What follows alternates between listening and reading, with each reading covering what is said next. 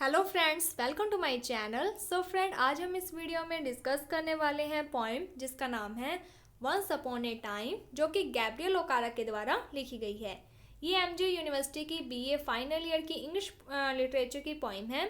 And इसका जो question है वो ये बनता है, write a critical appreciation on the poem once upon a time. जब भी क्रिटिकल एप्रिसिएशन से रिलेटेड क्वेश्चन पूछा जाता है तब आपको जो अपना आंसर है वो पॉइंट्स के अकॉर्डिंग करना होता है, जिसमें आप इंट्रोडक्शन पहला पॉइंट बनाओगे, second subject matter of the poem जिसमें आप पूरी समरी लिख दोगे, थर्ड पॉइंट बनता है थीम, यानी कि पोएम में जो मेन आइडिया क्या था जिसके ऊपर वो पोएम लिखी गई है। फोर्थ होता है writing style of the poem, कि ये जो पोएम है वो किस स्टाइल में लिखी गई है, इसमें राइम स्कीम कौन सी है, कोई लिटरेरी टर्म का यूज़ किया गया है तो आप उसके बारे में बता सकते हो। इसके अलावा अगर इस पोएम से रिलेटेड कोई भी क्वेश्चन आता है तो इस वीडियो में आपको जो भी मैटर पढ़ाया जाएगा अगर आप वो लिख दोगे तो आपका जो आंसर है वो सही ही माना जाएगा।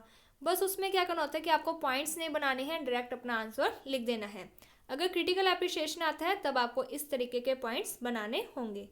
एंड इसके साथ ही अगर स्टैंजा आती है इस पोएम की तो क्या है कि जो रेफरेंस आप लिखते हो उसमें आप इंट्रोडक्शन की यही वाली लाइंस लिख सकते हो, क्योंकि रेफरेंस है जो वो सेम होता है, आप ये वाली लाइंस लिख सकते हो। एंड इसके बाद आती है एक्सप्लेनेशन, तो जो हम आपको भी समरी करवाएंगे उसके ही जो लाइंस होती हैं वो आपको जो स्टैंजर्स की लाइंस होती हैं उनमें मैच करना है और वही लाइंस आप लिख सकते हो। सो स्टार्ट करते हैं introduction. The poem Once Upon a Time is a comment on society through a monologue from a father to the son। ये जो पोइम है वंस अपॉन ए टाइम, ये सोसाइटी के ऊपर कमेंट करती है, व्यंग्य करती है। और ये जो पोइम है वो क्या है, एक मोनोलॉग है। मोनोलॉग में क्या होता है कि एक पर्सन बोलता है और दूसरा पर्सन सिर्फ सुनता है, किसी भी प्रकार का कोई दूसरे पर्सन के द्वारा रिस्पॉन्स नहीं आता है।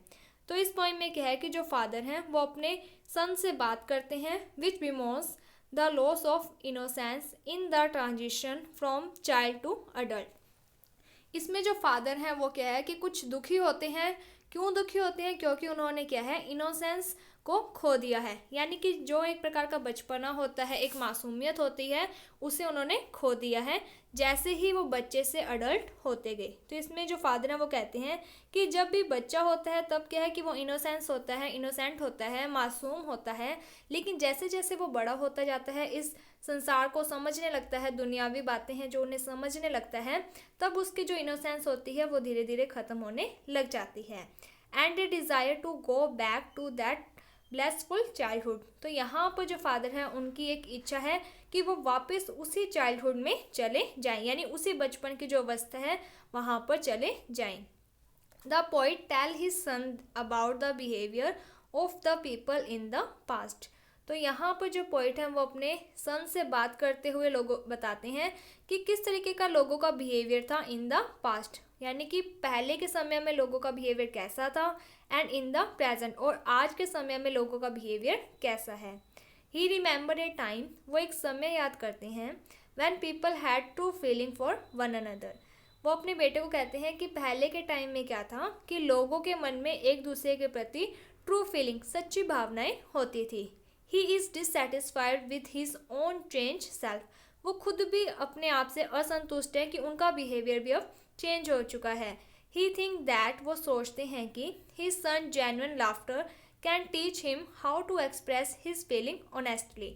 वो सोचते हैं कि जब वो अपने सन को देखेंगे, सन की जेन्युइन जो हंसी है उसको देखेंगे, तो शायद वो सीख सकेंगे कि किस तरीके से अपनी जो फीलिंग है उन्हें एक्सप्रेस किया जा सकता है ऑनेस्टी, ईमानदारी के साथ। क्योंकि आजकल क्या है कि हमारे मन में क्या चल रहा है और हम बाहर क्या शो करते हैं, दोनों ही डिफरेंट होते हैं। He want to relearn how to behave in a natural way, वे सीखना चाहते हैं, वे वापस सीखना चाहते हैं कि किस तरीके से हम वापस से नेचुरल वे में बिहेव कर सके। क्योंकि जो बच्चा होता है उसकी जो थिंकिंग होती है, जैसा वो सोचता है वैसा ही वो दिखाता है, लेकिन जैसे जैसे हम बड़े होते जाते हैं हम एक अलग ही बिहेवियर अडोप्ट कर लेते हैं, जिसमें हमारे मन में कुछ और बाहर हम कुछ दिखाई देते हैं। इसके बाद नेक्स्ट पॉइंट है subject matter of the poem. The poet tell his son about the behavior of the people in the olden days and in the modern world या days। तो जो पोइट है वो अपने सन को बताते हैं लोगों का बिहेवियर पहले के समय में और आज के समय में। They would laugh from their heart and they meet one another with genuine feeling. पहले के समय में जो लोग हैं वो दिल से हंसते थे और एक दूसरे से अच्छे से मिलते थे, सच्ची भावनाएं होती थी। But today in the modern world, लेकिन वर्तमान समय में, people often greet each other without any warmth in their handshake. वो कहते हैं कि लोग आज भी मिलते हैं, लेकिन जब वो एक दूसरे से मिलते हैं, हाथ मिलाते हैं, तब वैसी सच्ची भावनाएं नहीं मिलती। व्हेन दे से कम अगेन, जब लोग एक दूसरे को कहते हैं कि वापस आना, टू अ गेस्ट, एक गेस्ट को, they don't really mean it, लेकिन उनका रियल में ऐसा मतलब नहीं होता है। तो ये तो नॉर्मल हम भी अपनी लाइफ में देख सकते हैं कि ज़रूरी नहीं है कि हम जो बाहर कहते हैं वही हमारे मन में होता है। तो यहाँ पर जो पॉइंट है वो कहते हैं कि आज के टाइम में लोगों ने क्या है कि अगर वो कहते भी हैं किसी गेस्ट को कि वापस आना, तो ऐसा ज़रूरी नहीं है कि वो सच में ऐसा चाहते हैं, वो सिर्फ एक फॉर्मेलिटी के लिए कहते हैं। They only say it to be polite, वो सिर्फ इसीलिए कहते हैं क्योंकि ये इस तरीके का बिहेवियर, यानी कि एक प्रकार की फॉर्मेलिटी करनी होती है। अकॉर्डिंग टू द पॉइंट के अनुसार, people this days are often interested in meeting people only if they are rich, powerful and famous. तो यहाँ पर जो पॉइंट है वो कहते हैं कि आज के टाइम में जो लोग हैं वो सिर्फ उन्हीं लोगों से मिलना पसंद करते हैं जो अमीर होते हैं, जो पावरफुल और फेमस होते हैं। एंड डू नॉट वैल्यू और respect those who have no wealth और पोजीशन, और उन लोगों की कोई भी वैल्यू या रिस्पेक्ट नहीं करते हैं जिनके पास धन या फिर पोजीशन या स्टेटस नहीं होता है। मीन्स कि आज के टाइमिंग में क्या है कि सभी लोग मनी माइंडेड हैं, वो सिर्फ उन्हीं की वैल्यू करते हैं जिनके पास पैसा होता है, और जिनके पास पैसा नहीं होता है वो उन लोगों को पूछते भी नहीं हैं। To be a part of the society, we need to learn behavior that is accepted in society. जो पॉइंट है वो कहते हैं कि आज के टाइमिंग में अगर हम एक सोसाइटी के पार्ट हैं, सोसाइटी का एक हिस्सा है, तो हमें ये ज़रूरत, यानी कि एक ज़रूरत बन चुकी है कि हमें वो बिहेवियर सीखना पड़ता है जो कि यानी कि जो सोसाइटी है वो एक्सेप्ट करती है। We began to learn this as we grow up, जैसे जैसे हम बड़े होते हैं वैसे वैसे हम इस बिहेवियर को सीखने लग जाते हैं। And behave according to the situation, और वैसे ही जब सिचुएशंस आती हैं तब हम उस सीखे हुए बिहेवियर को करने भी लग जाते हैं, यानी कि वैसा ही बिहेव करने लग जाते हैं। We learn this behaviour so well that our natural behaviour slowly disappear. हम इतने अच्छे तरीके से इस बिहेवियर को सीख लेते हैं जिससे कि हमारा जो नेचुरल बिहेवियर होता है वो धीरे धीरे डिसअपीयर होने लग जाता है, जिसके कारण कभी भी हम अपनी जो ट्रू फीलिंग्स होती हैं वो सामने वैसी की वैसी शो नहीं कर पाते। The poet says that, poet कहते हैं कि we behave very different in the office compare to the way we behave at a party और स्ट्रीट।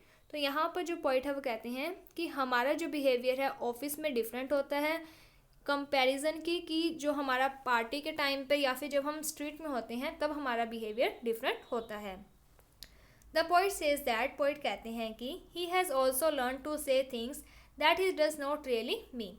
पोइट कहते हैं कि अब मैंने भी ये सब चीज़ें सीख ली हैं जो कि मेरा रियली मीन नहीं होता है, यानी कि जो चीज़ मैं अपने मन में नहीं भी चाहता वो बातें भी मैं बोल देता हूँ, because they are the correct to say in that situation. ये बातें इसीलिए बोलनी पड़ती है क्योंकि उस सिचुएशन के अकॉर्डिंग वो सही होती हैं। मीन्स कि आजकल फॉर्मेलिटी करना ज़रूरी होता है।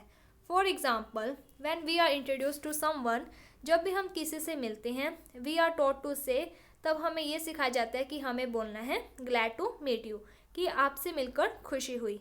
सो द पोइट सेज दैट, तो जो पोइट है वो कहते हैं कि he to some time politely greet a person in this way, कि वो भी इस तरीके से लोगों को ग्रीट करते हैं जब भी वो मिलते हैं। Even though he may not be interested in meeting him और हर, हालांकि उनसे मिलकर उन्हें कोई खुशी हो या फिर ना हो, उन्हें ऐसा बोलना ही पड़ता है। He want to get rid of this foulness in his behaviour, अब वो इस प्रकार की जो फॉल्सनेस है, ये जो दिखावटी बिहेवियर है, उससे बाहर निकलना चाहते हैं।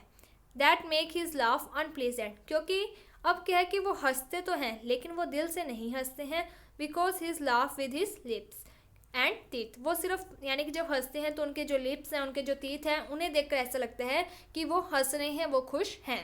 And not with his eyes और हार्ट, लेकिन वो दिल से नहीं हंसते हैं, उनकी जो खुशी है वो आंखों में नहीं दिखाई देती। तो अब इसके बाद जो नेक्स्ट पॉइंट है वो है language of the poem, mood and tone of the poem, writing style of the poem, and इसके अलावा message and theme of the poem. इसके बारे में हम अपने नेक्स्ट वीडियो में डिस्कस करेंगे। होपफुली आपको यहाँ तक समझ में आ गया होगा। अगर आपको किसी भी प्रकार का कोई डाउट है तो आप हमें कमेंट सेक्शन में पूछ सकते हैं, आपका डाउट दूर कर दिया जाएगा। अगर आपको ये वीडियो अच्छी लगी है तो like my video, subscribe my channel. Thank you friends for watching my video. Thank you.